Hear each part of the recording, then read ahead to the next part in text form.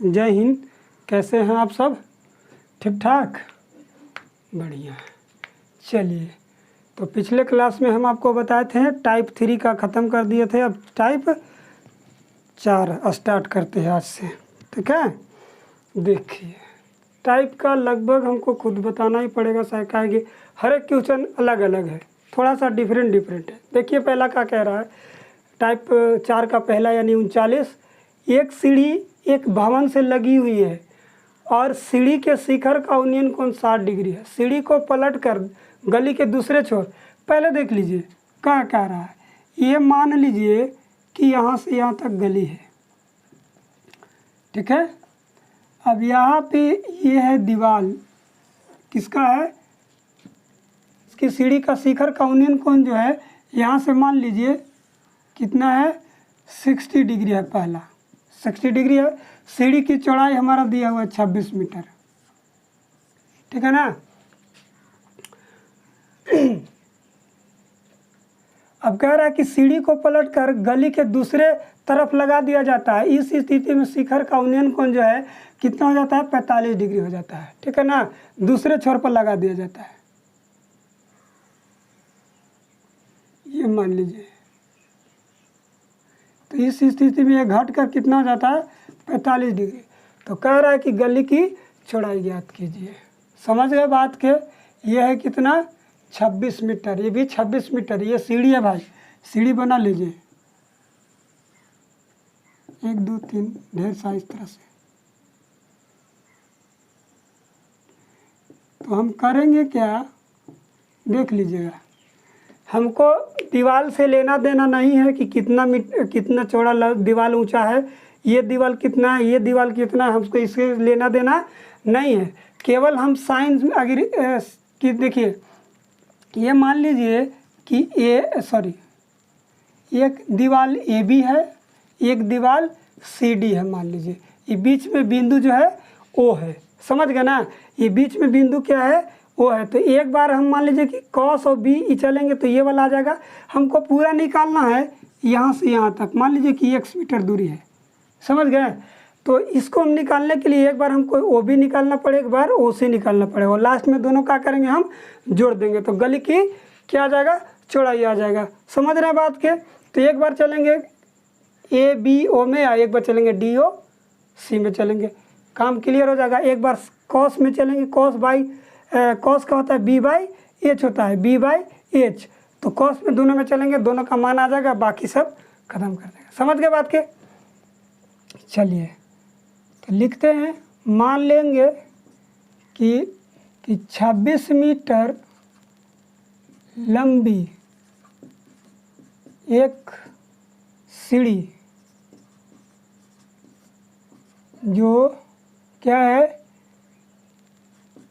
एक भवन से लगी है, भवन से लगी हुई है, लगी है, जिसका उन्नयन कोण जो है, उन्नयन कोण कितना है, 60 डिग्री है। पुनः पलटकर दूसरे भवन में कितना लगाया जाता है, ठीक है ना, जिसका उन्नयन कोण कितना, 45 डिग्री हो जाता है। समझ रहे ना बात के? 45 डिग्री हो जाता है, काम खत्म हो गया। इसलिए कौन हो जाएगा, A O B is equal to 60 degree and कोण D O C is equal to 45 degree. समझ रहे ना बात के? हमको इससे लेना देना नहीं है भाई, ठीक है ना। अगर दोनों भवनों की ऊंचाई भी कहता तो आराम से निकल जाता। एक बार tan में चलते, एक बार cos में चलते तो ये आ जाता, एक बार tan में चलते तो ये बाहर जाता, काम हो जाता खत्म। समझ गए? लिखेंगे नाउ ट्रायंगल किस में चलेंगे, ए बी ओ में, ए बी ओ में इसमें क्या लिखेंगे, कॉस में चलेंगे। हमको निकालना क्या है, इसको निकालना है। तो b बाई एच, सामने वाला परपेंडिकुलर, तो b बाई एच किसका वैल्यू होता है, कॉस का। तो कॉस में चलेंगे, cos theta is equal to हो जाएगा ओ बी बटा ए ओ हो जाएगा। और कॉस कितना 60 डिग्री, कॉस कितना 60 डिग्री बाबू, ठीक ना। कॉस 60 डिग्री और वो भी हमको पता नहीं है, ए ओ हमको पता है कितना 26, ए ओ हमको पता है 26। और कॉस 60 का वैल्यू 1/2, वो भी हमको पता नहीं है, ये हो जाएगा 26। इससे इसको काट सकते हैं। तो ओ बी का वैल्यू जो आया 13 मीटर, कितना आया 13 मीटर, आधा दूर तो हम निकाल दिए, ठीक है ना। अब अगेन लिखेंगे, यहाँ से लिखिए अगेन, ठीक है ना, नहीं तो यहाँ से भी लिख सकते थे, ठीक है ना। अगेन लिखिए ट्रेंगल डी सी ओ में, डी सी ओ में, इसमें भी वैसे वही लिखेंगे बाबू, इसमें भी वही लिखेंगे, कॉस थीटा ही लिखेंगे। इसका हो जाएगा सामने वाला परपेंडिकुलर, तो ये हो जाएगा ओ सी बटा में डी ओ या ओ डी लिख सकते हैं, ठीक है ना। तो कॉस हो जाएगा 45, ठीक है। ओ सी हमको पता नहीं है, ओ सी तो निकालना है। ओ डी हमको कितना है 26 है।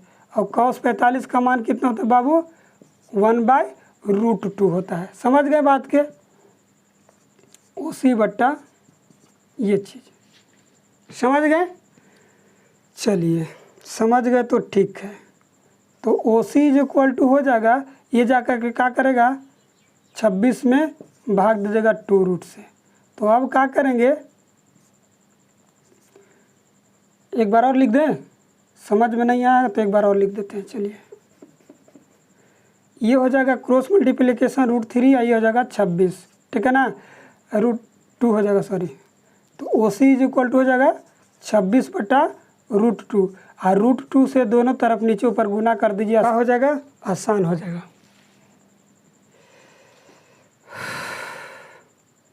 क्या करेंगे 26 √2 हो जाएगा, ठीक ना, और √2 में से √2 से गुना होगा तो 2 हो जाएगा। इससे इसको गुना कर दीजिए, काट दीजिए, 13 हो जाएगा। तो ओ सी इज इक्वल टू कितना 13√2 हो जाएगा बाबू। अब 13√2 का वैल्यू जो आता है आप जानते ही हैं कि 13 और √2 का वैल्यू 1.414 यही होता है ना। अब 13 से उसमें गुना कर दीजिए, तो ओ सी इज इक्वल टू हो जाएगा 13 से गुना कीजिएगा तो 13 के 52, ठीक है ना। और ये दोनों कितना 1 3 अंक के बाद दशमलव दे दीजिए, हो गया, ठीक है ना, इतना मीटर। समझ गए, 18.852, समझ गए। अब इसलिए लिखिए, इसीलिए क्या गली की गुना, ठीक है ना, एक बार चेक कर लीजिएगा गुना करके, ठीक है ना। 13 का 52 हासिल 5, 13 और 13 इकाई 13 और 5, ये में गड़बड़ हो गया बाबू, गुना करने में गड़बड़ है, थोड़ा सा देख लीजिएगा। 13 का 52 हासिल 52 का 2 हासिल 5 और 13 इकाई 13 और 5 18, ठीक है ना। 13 5 18 हासिल 1 और 13 का 52, ठीक ना, 13 का 52 और 1 53 हासिल 5 और 13 और 5 18, अभी सही हो गया, ठीक है ना। तो हो गया कि गली की चौड़ाई, तो गली की चौड़ाई यानी कि ओ सी जोड़ ओ बी हो जाएगा बाबू, ठीक है ना। तो ओ सी हमारा कितना है 18.382 प्लस 13, दोनों जोड़ दीजिएगा तो लगभग कितना आएगा 18 13 31.382 लगभग आएगा बाबू, ठीक है ना। इतना मीटर लगभग लिखिएगा, ठीक है ना। चलिए 31.382 मीटर लगभग, समझ गए, कोई दिक्कत नहीं। चलिए आगे देखिए, कह रहा है कि एक समान ऊंचाई के दो स्तंभ जो 64 मीटर दूरी पर हैं, उनके पदों को मिलाने वाली रेखा जो किसी बिंदु से उनके शिखर का उन्नयन कोण क्रमशः कितना है 30 और 60 है, तो स्तंभों की ऊंचाई ज्ञात कीजिए। समान ऊंचाई के हैं, कोई दिक्कत नहीं है, ठीक है ना। समान ऊंचाई के दो स्तंभ जो 64 मीटर दूरी पर है, मान लीजिए कि ये देखिए यहाँ एक है स्तंभ, यहाँ स्तंभ है।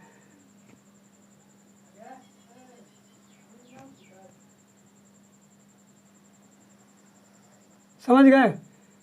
मान लीजिए कि x होगा तो ये भी x होगा, लेकिन कह रहा है कि स्तंभों को 64 मीटर दूरी पर है, उनके पदों को मिलाने वाली रेखा के किसी बिंदु से, ठीक है ना, उनके शिखर का उन्नयन कोण जो है, उनके पादों के मिलाने वाली रेखा, ये जो रेखा है सो किसी बिंदु से उनके शिखर का उन्नयन कोण जो है, ये मान लीजिए कि यहाँ किसी बिंदु है, ये बिंदु है, तो शिखर का उन्नयन कोण एक मान लीजिए कि ये है और एक मान लीजिए ये है। तो एक कह रहा है कि कितना है 30 डिग्री है और एक कह रहा है कि 60 डिग्री है। इन दोनों के बीच की दूरी कितना बाबू 64 मीटर है। समझ गए। समान ऊंचाई के अगर x है तो ये भी x, समझ गए ना। A B C D इसको O लिख लीजिए, क्या कर दीजिए O लिख लीजिए।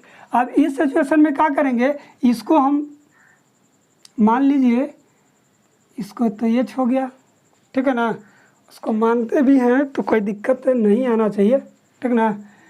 समान ऊंचाई के दो स्तंभ 64 मीटर दूरी पर है, यानी कि उनके पादों को मिलाने वाले किसी बिंदु रेखा के किसी बिंदु से उनके शिखर का उन्नयन कोण कितना है 30 और 60 डिग्री है। तो स्तंभों की ऊंचाई ज्ञात कीजिए, ठीक है ना। ये हो जाएगा। तो इस सिचुएशन में हम करेंगे क्या, पहले इसको छोड़ दीजिए ऐसा ही, ठीक ना। एक में चलेंगे इसमें, एक बार चलेंगे इसमें, एक ट्रायंगल DCO, एक बार चलेंगे ABO में। अगर इसको हम मान लीजिए, इसको नहीं मानते हैं, इसको मत मानिए, ठीक ना। इसको अगर x मानते हैं, ठीक है, तो ये हो जाएगा 64 माइनस x, 64 माइनस x हो जाएगा, क्योंकि दोनों की यहाँ से यहाँ तक की लंबाई जो है 64 मीटर है। समझ गए बात के। वो जो पीछे क्वेश्चन हम बनाए थे 100 मीटर वाला, सेम ही वही है, ठीक है ना। हमको निकालना है क्या, AB और CD, ठीक है। मान लीजिए कि AB बराबर CD, AB बराबर CD दो क्या है स्तंभ है, ठीक है, स्तंभ है जिनके बीच की दूरी कितना है 64 मीटर है, कितना है 64 मीटर है, ठीक है। तथा कोण AOB is equal to 60 degree और कोण DOC is equal to 30 degree है।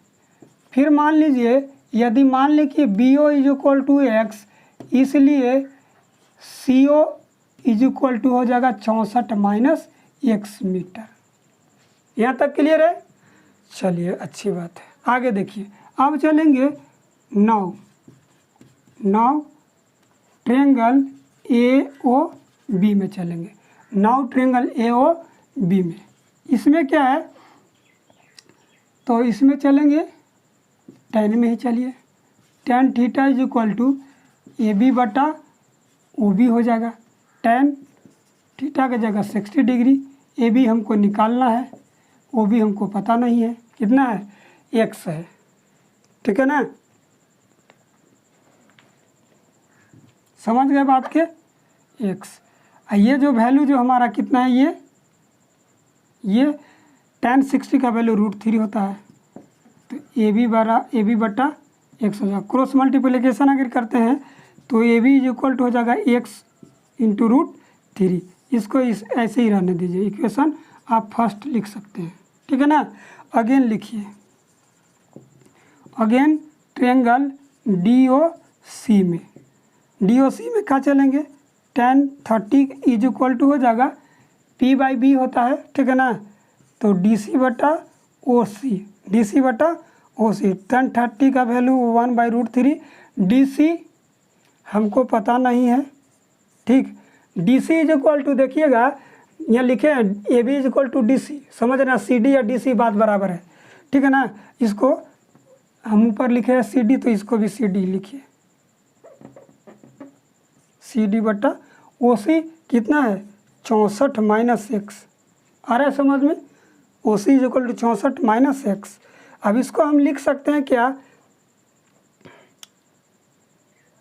सी D root three, C D into root three is equal to 64 minus x. आ रहा है समझ में, 64 माइनस एक्स। अब देखिए यहाँ से x का वैल्यू लिख सकते हैं, चूँकि हमको ए बी निकालना है, सी डी के जगह ए बी हम लिख सकते हैं, A B root three is equal to 64 minus X. क्यों लिखेंगे, यहाँ लिख सकते हैं चूँकि A B is equal to C D था, इसलिए ए सी डी के जगह ए बी हम लिख दिए। और ए बी हमको निकालना है, ए बी का वैल्यू इसमें आप रख सकते हैं, ए बी का वैल्यू इसमें हम रख सकते हैं, लेकिन हमको ए बी का ही मान निकालना है, इसलिए हम क्या करेंगे कि यहाँ पे x का वैल्यू इससे निकाल करके, समझ के बात के, इसमें हम पुट कर देंगे, ठीक है ना। चलिए लिखेंगे A B root three is equal to कितना है, वहीं से चल रहे हैं अभी 64 माइनस एक्स। हमको निकालना है कि इसका ए बी का वैल्यू निकालना बाबू। तो अब इसमें क्या करेंगे, ए बी का वैल्यू हमको निकालना है, एक के चलते में ये एक्स, एक लाइन इसमें और बढ़ा भी सकते थे एक्स का वैल्यू लिख करके, नहीं तो हम डायरेक्ट लिख सकते हैं, ठीक है ना। अब देखिए ए बी का मान पुट कर देंगे, ठीक है। तो एक्स का वैल्यू आ गया, जब एक्स का वैल्यू आ जाएगा इसमें तो एक बार 10 में चलेंगे तो पी निकल जाएगा, काम हो जाएगा ख़त्म। समझ गए बात के, उस तरह से भी आप बना सकते हैं। तो सबसे पहले करेंगे क्या, ए बी का मान रख दीजिए इसमें, तो हो जाएगा कि एक्स रूट थ्री तो पहले से था और रूट थ्री हमारा और हो गया, समझ गए, इज इक्वल टू कितना 64 माइनस एक्स। ज़्यादा ताम झाम हमको नहीं करना पड़ेगा, इसी में आराम से निकल जाएगा। रूट थ्री से गुना करेंगे तो कितना हो जाएगा, रूट थ्री में तो रूट थ्री से गुना होगा तो 3x हो जाएगा, is equal to 64 minus X हो जाएगा। एक्स को इधर ले आइए तो प्लस हो जाएगा एक्स, ठीक है ना, इज इक्वल टू 64। ये दोनों जोड़िएगा तो हो जाएगा कि 4x इज इक्वल टू 64। इसको हम काट सकते हैं 16, 16 चौका 64। एक्स का वैल्यू हमारा जो आया कितना है बाबू, एक्स का वैल्यू 16 है, समझ रहे हैं बात के। तो अब इसमें क्या करेंगे, अगेन लिखेंगे या अगेन लिखेंगे, फिर वही ट्रेंगल में चलेंगे, again triangle A B O में फिर से वैसी में चलेंगे, क्योंकि एक्स का वैल्यू आगे हमको ए बी निकालना है, समझ रहे बात के, इसलिए चलेंगे। तो ए ओ बी में चलेंगे 10 60 हो जाएगा ए बी बटा ओ बी, और ओ बी हमारा आ गया है ओ बी, ये ओ बी ही है एक्स, ठीक है ना।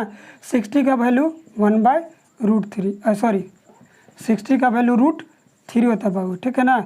ए बी हमको पता नहीं है, ओ बी कितना 16, तो A B is equal to कितना 16√3। ये इस तरह से निकालने से आसानी से निकल गया, और उस तरह से लिखते तो थोड़ा सा जोड़ घटाव गुना भाग बढ़ जाता है, ठीक है ना। चूँकि लिखिएगा ए बी बराबर सी डी बराबर कितना है, सी डी है, ठीक है ना, सी डी है, इसलिए दोनों क्या है स्तंभ है, ठीक है। दोनों स्तंभों की ऊंचाई जो है सेम आया, ऊंचाई कितना है 16√3 और 16√3, समझ गए मीटर, ये लिख सकते हैं, हो गया ख़त्म।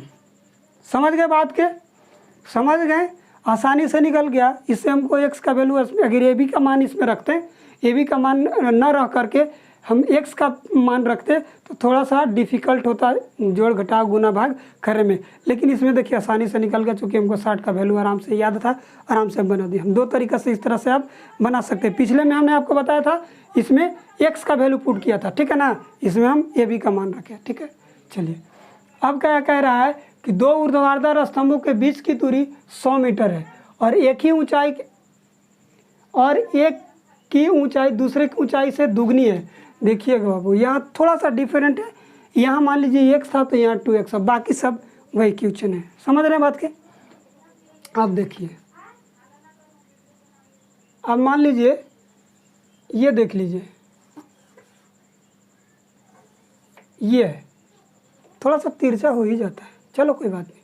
अब देखिए मान लीजिए कि एक की ऊंचाई यहाँ है, समझ रहे हैं ना बात के, एक की ऊंचाई ये है और एक्स को मान लीजिए कि आगे, और दूसरे की ऊंचाई ये है, उससे आधा है, हाफ है। कह रहा है कि एक की ऊंचाई दूसरे की ऊंचाई की दुगनी है। इन दोनों के बीच की दूरी जो है कितना है बाबू, 100 मीटर है।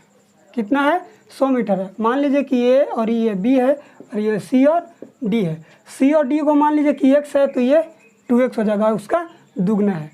अब कह रहा है कि दोनों स्तंभों के पादों को मिलाने वाली रेखा पर किसी ये बिंदु से कहीं भी किसी बिंदु पर खंभा या स्तंभ दोनों सेम ही है। इसमें खंभा लिखा था हमने, कभी कभी यहाँ स्तंभ या खंभा लिख दिया, उससे कोई गड़बड़ाइएगा नहीं। खंभों की शिखर का उन्नयन कोण 60 और 30 डिग्री है। जो छोटा होगा ना बाबू उसका कोण छोटा ही होगा, ठीक है ना, और जो बड़ा होगा उसका कोण बड़ा होगा। ये थोड़ा सा ध्यान देने बात है, न तो 30 इधर लिखना होगा, 30 इधर लिख दीजिएगा, काम हो जाएगा गड़बड़। समझ गए बात के। जिसकी ऊंचाई ज़्यादा होगा कोण उसका ज़्यादा होगा, जिसकी ऊंचाई कम होगा उसकी कोण ज़्यादा कम होगा। समझ रहे हैं, उसकी ऊंचाइयाँ निकालिए तो एक्स का वैल्यू निकाल लीजिएगा, काम हो जाएगा ख़त्म। समझ गए ना बात के। चलिए वैसे ही है, कोई कुछ करना नहीं है, थोड़ा सा डिफरेंट था, बाकी वैसे ही। लिखिए, मान लीजिए कि ए बी और सी डी दो खंभा है, ठीक है ना। दोनों के बीच की दूरी कितना है, 100 मीटर है। 100 मीटर है, ठीक है ना।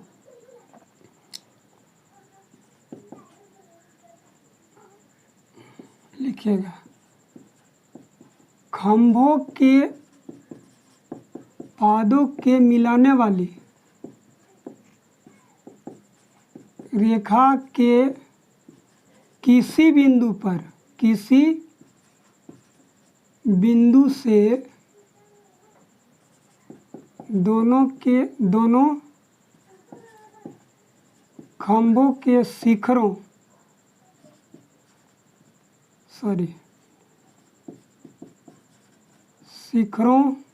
का क्या है, उन्नयन कोण क्रमशः कितना है, कोण लिखिए दीजिए, कोण डी या वो लिख लीजिएगा, O C is equal to 30 degree and A O B is equal to 60 degree तथा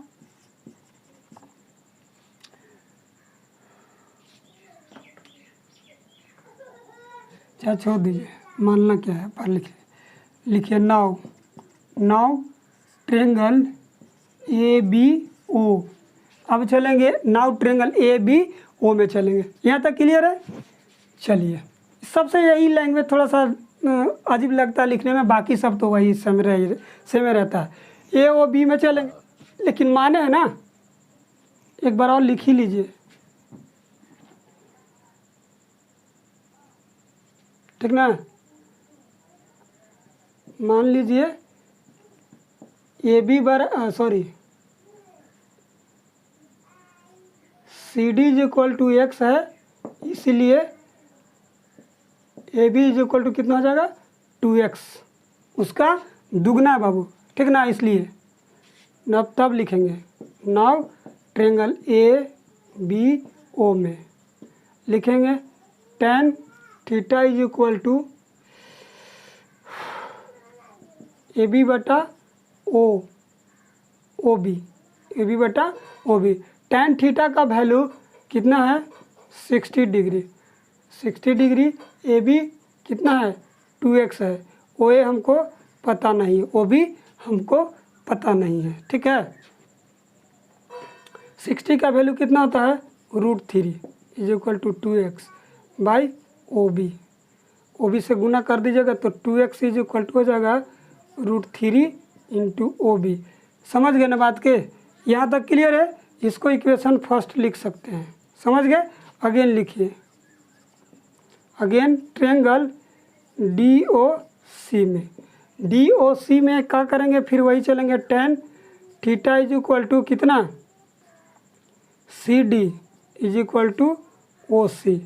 थीटा की जगह कितना है, tan 30, कितना बाबू, tan 30।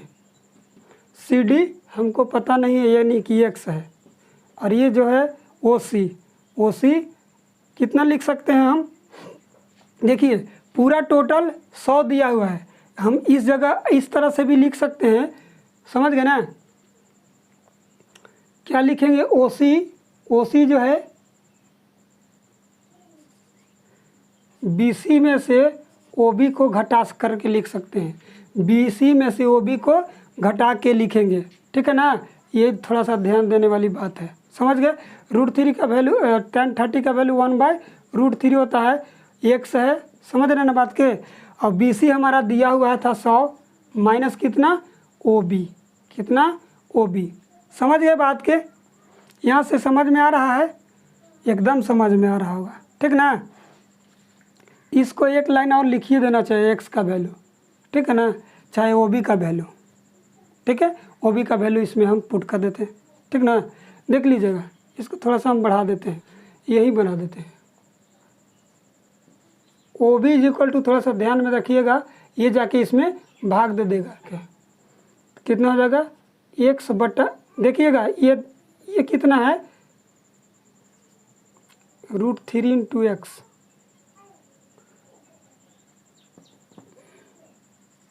ठीक है ना। तो OB बराबर ये जाके उसमें भाग दे देगा, ठीक है ना, 2x बटा √3 हो जाएगा, ठीक है ना।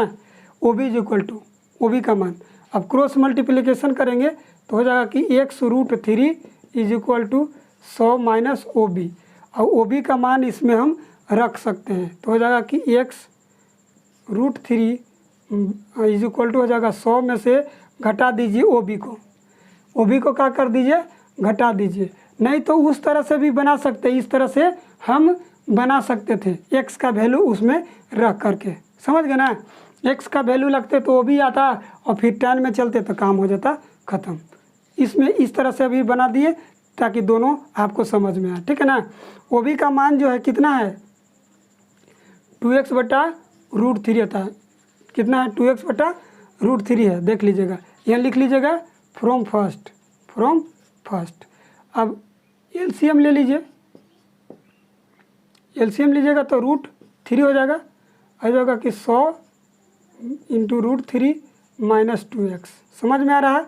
क्रॉस मल्टीप्लिकेशन कर दीजिए तो इसमें से इसमें गुना कर दीजिएगा, इसमें से इसमें गुना कर दीजिएगा, तो हो जाएगा कितना, ऐसे x √3 into √3 is equal to 100 √3 minus 2x।